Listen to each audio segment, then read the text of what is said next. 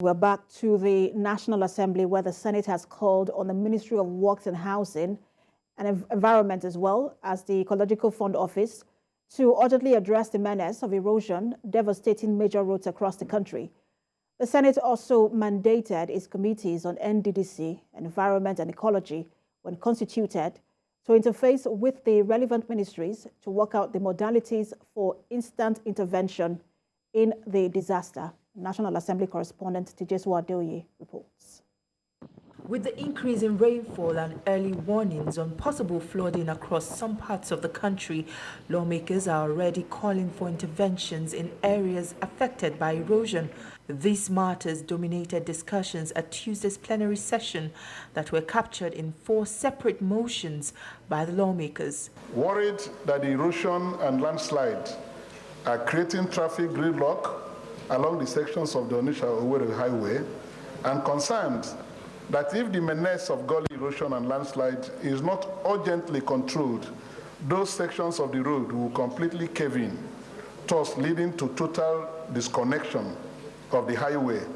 It is difficult to construct roads to Udo community because of wide erosion gully. This trend is all over the entire senatorial district. Mr. President, worry that infrastructures like road and electricity will be grievously being affected. Another matter is the incessant sea incursion ravaging Ayetoro community in Ondo State, where the lawmakers are pushing for urgent intervention. All is not well with the people of Ayetoro in Ecology local government of Ondo State. And ordinarily, Ecology Nation is a peaceful community that has contributed immensely to the growth and the development of Nigeria. What is happening is simply that there is a contest between the water in the sea and the land. And it does appear that if you are not careful, the water will win this battle. So outside the NDDC and the Ecological Fund Office, or that, I don't know whether there's any way the private sector can also come to assist, because people are actually exploiting oil in those places.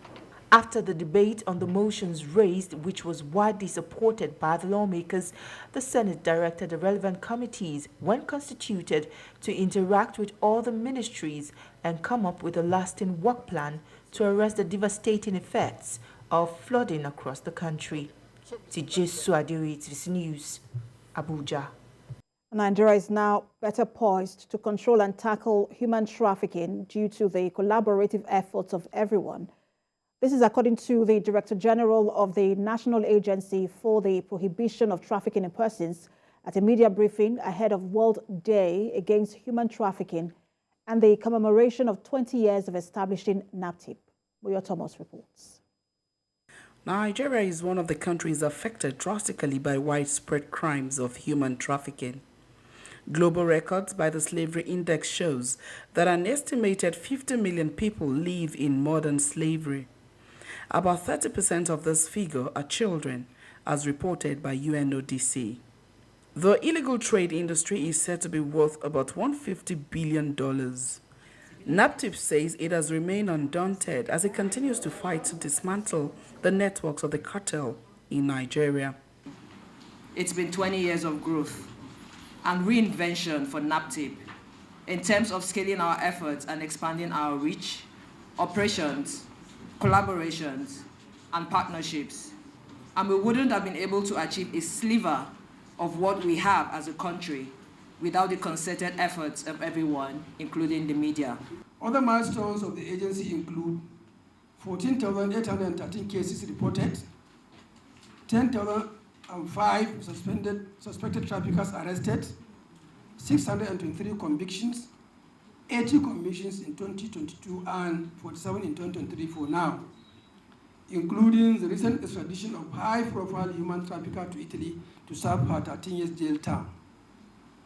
260 among cases in the various courts across the country, the rescue of the close of 22,000 victims of human trafficking The month-long 20th anniversary commemoration includes social media campaigns against human trafficking, 2-day survivor forum, amongst other agenda. We dismantled a ring around the Yanya axis where women actually rent out their children every day. I'm talking about not even children, babies. So babies like 7-8 months old babies, they rent them out to other people to use for begging. So these are things that we are not just tackling at the federal level, we are tackling at the state level, we are also tackling at the community level. Statistics shows that about 1.6 million Nigerians are still living in modern slavery. NAPTIP says with better funding, it can help more people. Moya Thomas, TVC News, Abuja. Let's now turn attention to the National Assembly, where the House of Representatives has resolved to investigate the whereabouts of the $12 million worth of crude oil in the recently burnt MT Tura 2 vessel. The vessel was set ablaze by security operatives in the presence of officials of the Nigerian National Petroleum Company Limited and the Delta State government last week in Asaba. A National Assembly correspondent Joke Adisa reports. 11th of July, operatives of the Joint Task Force, Operation Delta Safe, intercepted a vessel allegedly conveying some metric tons of crude oil in the Escravos area of Delta State to Cameroon. The vessel with crude oil worth about $12 million was intercepted at an offshore location with the captain and crew members on board and was later set ablaze by a military helicopter. Those behind the action say it was to serve as a deterrent to would-be oil thieves, but not many Nigerians agreed with the proposition. This afternoon to move the needs. Delta State lawmaker Thomas Erintomi brings the matter before the Parliament.